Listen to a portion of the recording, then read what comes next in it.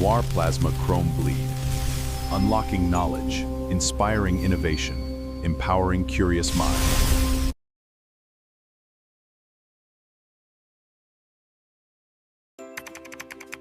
This website makes learning so easy.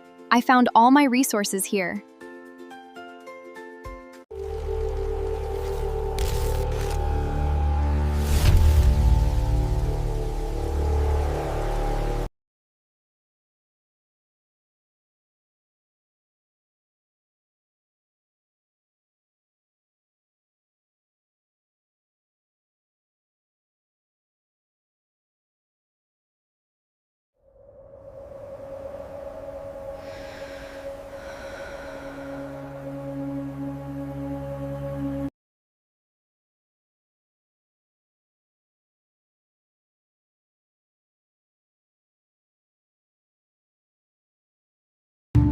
Like what you share.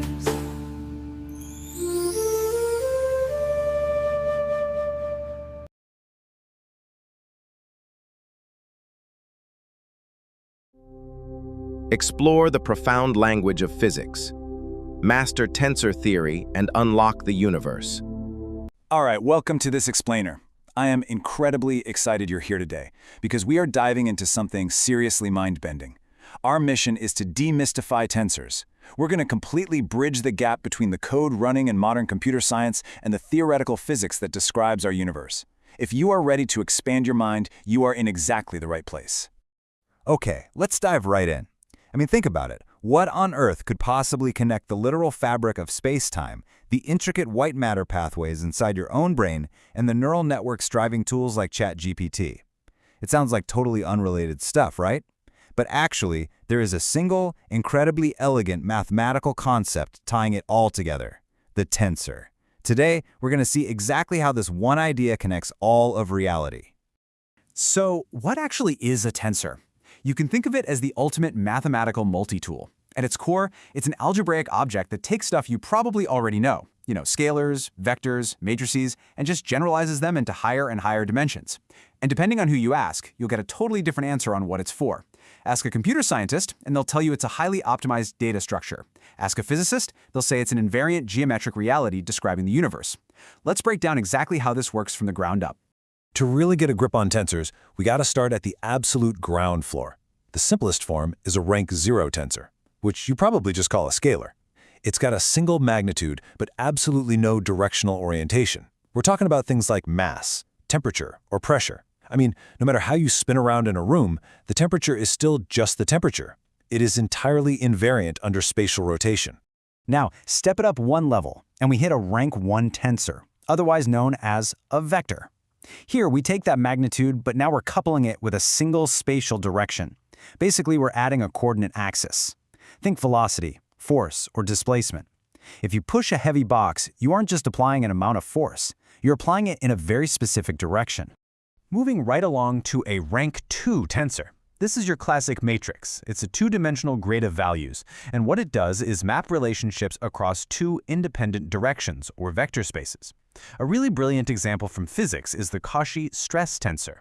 Rather than just looking at a single, simple force, it acts as an entire grid of interconnected physical realities, mapping the relationship between the normal vector of a surface and the internal traction forces pushing and pulling on it.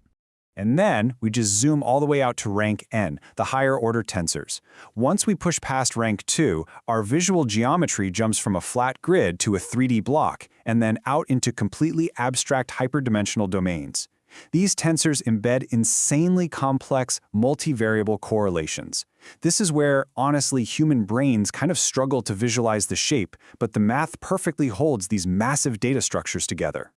And this brilliantly illustrates a really massive divide in how we use this math. See, computer science and AI treat tensors mostly as multidimensional arrays of numerical data.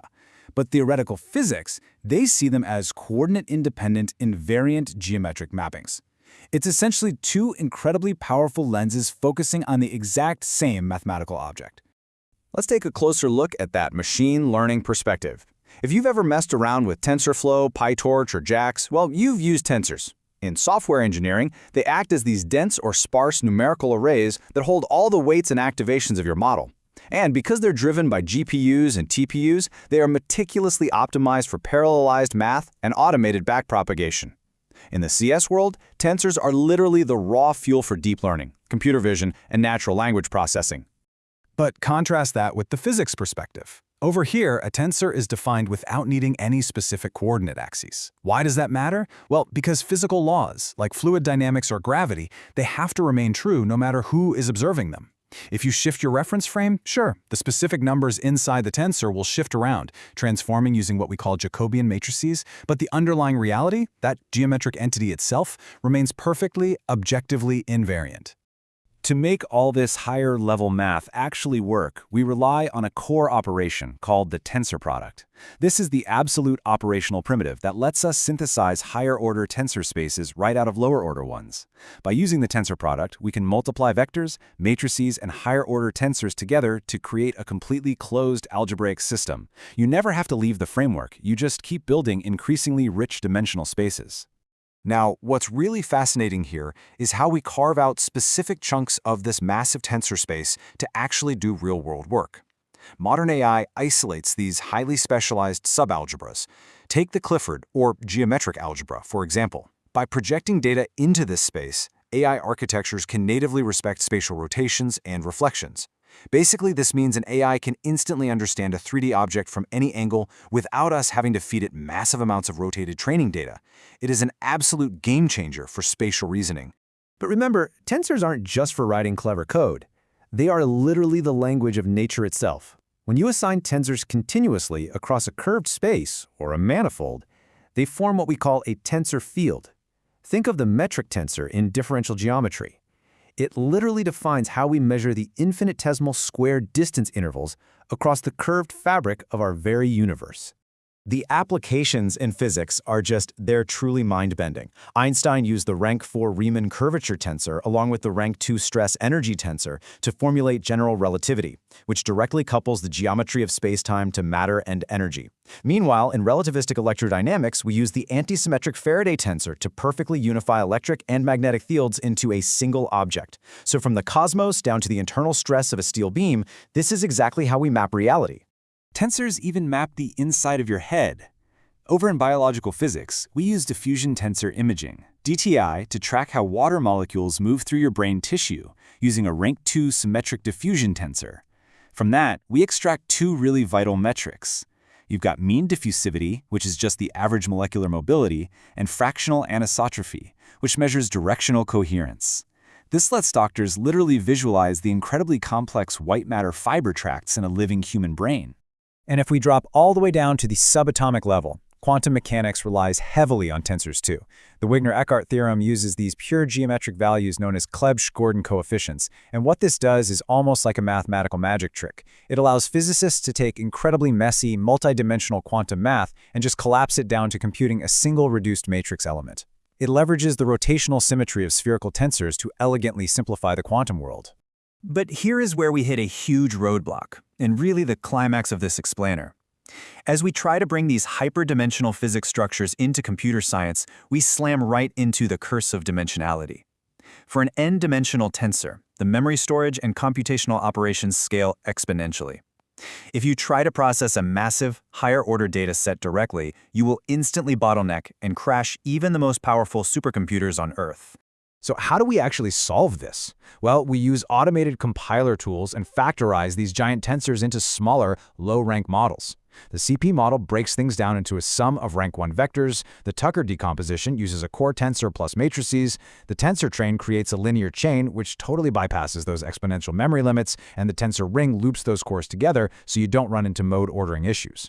This is how we make hyperdimensional AI computationally viable. And we're now entering this amazing era where we're merging the best of both worlds. Deep tensor factorizations can be linear or nonlinear, processing complex structural interactions and even missing data without losing the original shape of the data. Plus, multilinear subspace learning lets us extract features from multi-way arrays without constantly flattening them into 1D vectors. That perfectly preserves their spatial structure. But as we look to the horizon, the math stretches even further. We have generalized algebraic extensions, like spinors. Now, a standard tensor returns to its original value if you rotate it 360 degrees, right? But a spinor? It actually flips its sign under a 360-degree rotation. You literally have to rotate it a full 720 degrees just to get back to where you started. It sounds totally counterintuitive, but this mind-bending math is absolutely required to describe quantum fermions, like electrons. So the crucial point here is that while standard tensors are incredibly powerful, they aren't the end of the line. We use tensor densities to calculate volume on curved manifolds. We use geometric objects, like Christoffel symbols, which have these special additive terms to cancel out coordinate artifacts. We even stretch tensors into infinite dimensions using Hilbert spaces for quantum field theory. The mathematical toolset is just constantly broadening to capture every single nuance of reality.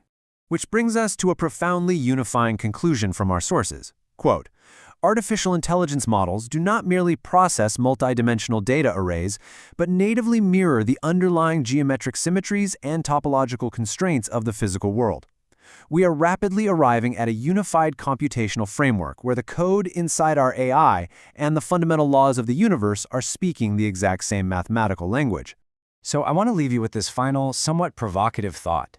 If our AI models are no longer just crunching numbers, but are actually becoming native mirrors of spacetime, quantum spin, and universal geometry, what new, undiscovered laws of physics are these tensor networks going to reveal to us next?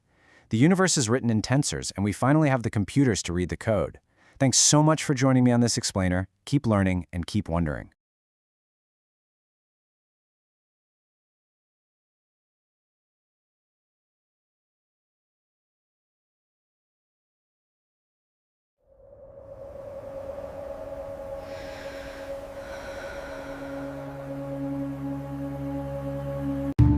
Like what you share.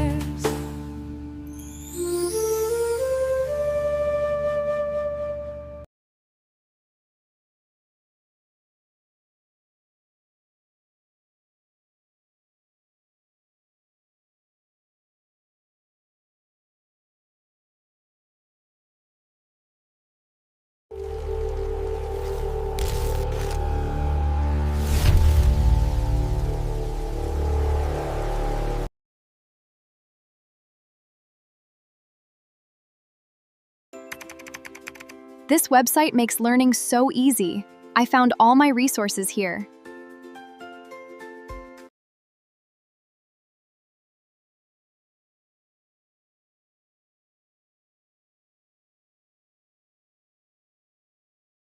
Noir plasma chrome bleed.